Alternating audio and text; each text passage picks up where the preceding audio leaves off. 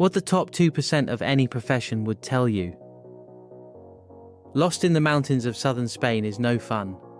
Taken the wrong turn. Found myself attempting to turn around in a hired car on the steepest slope ever. Lost for hours with a sat-nav that was just playing with my emotions was worth the $2,500 fee I was about to pay. Flights. Hotels. 3 days off running my business. So what was it that I was risking my life and investing large amounts of money to do? This was to receive invaluable feedback. Growing at the speed of light.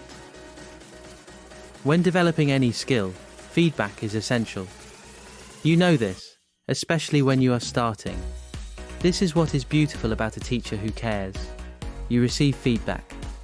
The more feedback you can stand, the faster you will grow in that given area. Much has been written about this idea.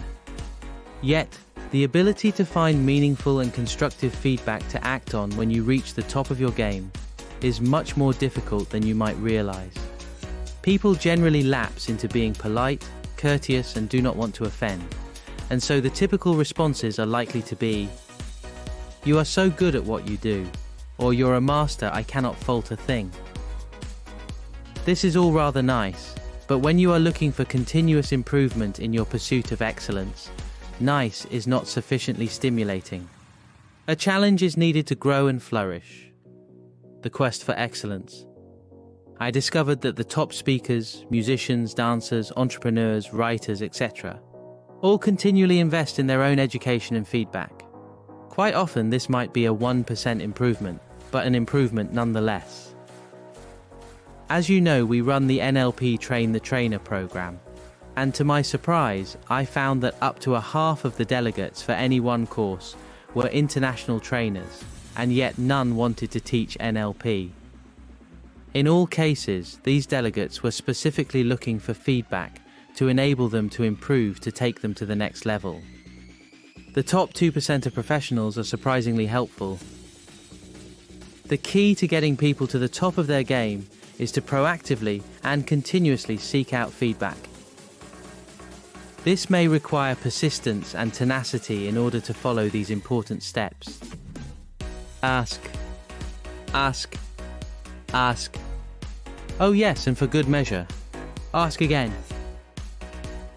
You will be amazed by the willingness of those people at the leading edge of their profession who are prepared to help, if they appreciate and understand your positive attitude and commitment to succeed. Yes, it could cost money, time and travel, but my unerring advice is to just go for it. This is how I found myself in the mountains of Spain.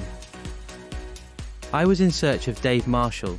He was the first UK NLP Master Trainer, and I was keen to get some feedback from him to benefit my own continuous professional development.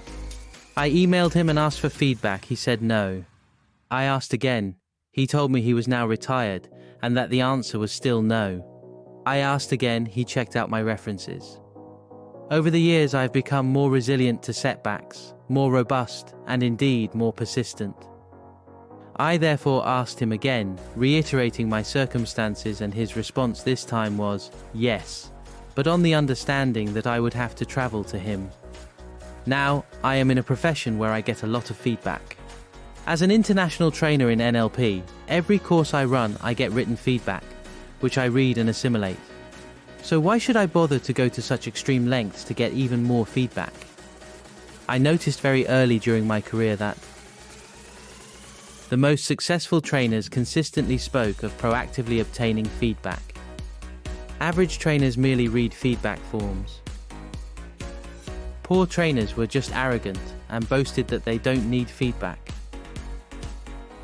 I have been privileged to train and work with Dr. Wyatt Woodsmall. He sat me down and said, "Get as much feedback as you can. Work out the difference between feedback and opinions.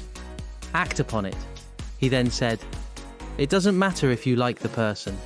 Remember," he said as he dropped his voice, "value your own feedback." To summarize, feedback is the breakfast of champions and not Wheaties.